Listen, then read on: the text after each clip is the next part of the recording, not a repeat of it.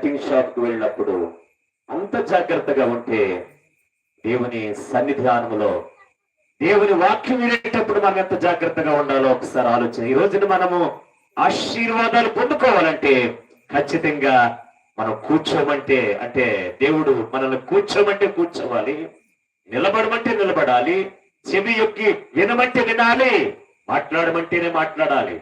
అప్పుడే సంఘము దీవెనకు పాత్రమైనటువంటి సంఘంగా ఉంటుంది. దేవునికి స్తోత్రం. హల్లెలూయా, హల్లెలూయా. ప్రియులారా, మనం చదువుకున్న వాక్య భాగములో మనం చూస్తా ఉన్నాము.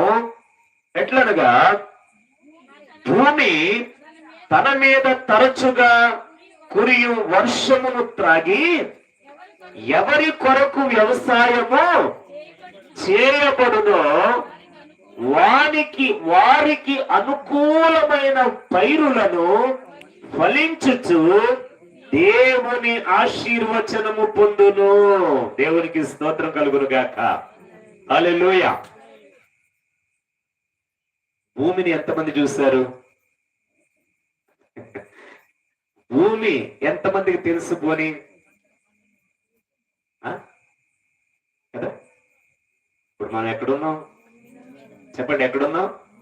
ఈ యవనస్తులు కాలేజీ పిల్లలు ఏమనుకుంటున్నారంటే, ఈయన పాస్టర్ గారు భూమి కూడా ఆయనకి తెలియదేమో, మీకు తెలుసని అడుగుతున్నాడు అనుకుంటారు వాళ్ళు. కదా? దేవుని స్తోత్రం కలుగును గాక. హల్లెలూయా, హల్లెలూయా. గమనించండి, మా చిన్న పాస్టర్ గారు అనుకుంటున్నారు. హల్లెలూయా, హల్లెలూయా. గమనించండి. ఎస్, భూమి తెలియని వారు ఎవరు కూడా ఉంటారండి? ఉండరు. రైట్. ఇక్కడ బైబిల్లో మనం చూస్తున్నాం 3 ప్రాముఖ్యమైన మాటలు మనం చూస్తున్నాం ప్రియులారా. ఒకటి భూమి, రెండవది వర్షము. ఏం చెప్పండి? అది వర్షము. మూడవది వ్యవసాయము చేసేటువంటి యజమానుడిని మనం చూస్తా ఉన్నాం. ఎవరిని చూస్తా ఉన్నాం చెప్పండి? యజమానుడిని మనం చూస్తా ఉన్నాం. చాలా జాగ్రత్తగా వినాలి. అంటే ఈ 3 విషయాలు కూడా మనం ఆలోచన చేస్తే భూమి అంటే ఎవరు? భూమి అంటే ఎవరు చెప్పండి? భూమి అంటే ఎవరు చెప్పండి అమ్మా. భూమి అంటే ఎవరు? ఎవరు చెప్పండి. భూమి అంటే ఎవరు చెప్పండి. మీకు వచ్చిన మాట చెప్పండి. ఎందుకంటే అడుగుతున్నప్పుడు మీరు వెంటనే సమాధానం ఇస్తే ముందుకు పోతుంది, లేకపోతే టైం చేసి అయిపోతుంది. చెప్పాలి, మీకు వచ్చింది చెప్పండి అంతే. ఎస్ఆర్నో ఏదోటి అప్పుడైతే చెప్పండి. భూమి భూమి అంటే ఎవరు చెప్పారు కదా. లాంటిది దేవుని స్తోత్రం. ఓకే, హల్లెలూయా. ఇక వెనకాల ఏదో మాట్లాడుతున్నారు. ఎవరు? మనమే.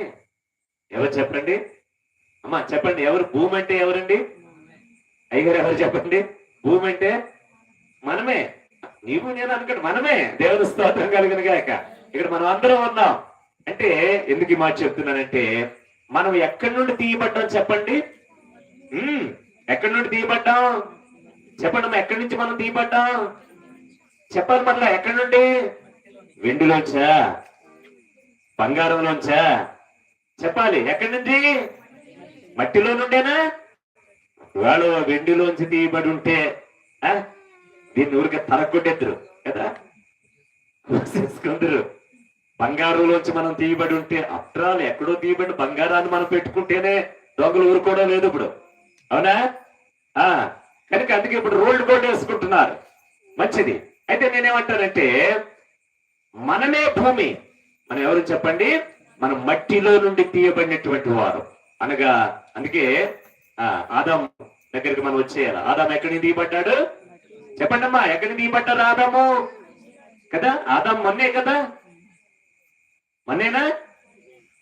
మరి ఆదాములోంచి వచ్చిన మీరు అవ్వమ్మ మొన్నే కదా. ఎందుకంటే ఆవిడ అంటే ఎముకలోంచి తీయబడినా, నిర్మాణం చేయబడినా కూడా మన్నులోంచే కదా, ఆదాములో నుండే ఆమె కూడా వచ్చింది. కనుక అందుకే మన్నైన వారు మళ్ళా ఎక్కడికి వెళ్ళిపోవాలి చెప్పండి? మట్టిలోకి వెళ్ళాలి, మట్టిలోకి వెళ్ళాలి. ఈ సత్యం తెలుస్తుంది కూడా దేవుని బిడ్డలారా. మరి మట్టిలో కాదు ఇంకెక్కడికే వెళ్ళిపోతాం అన్నట్టుగా చాలా మంది చాలా చాలా చాలా ప్రయాసాలు పడుతూ ఉన్నారు. గమనించండి, భూమి మనము. భూమి ఎవరు చెప్పండి?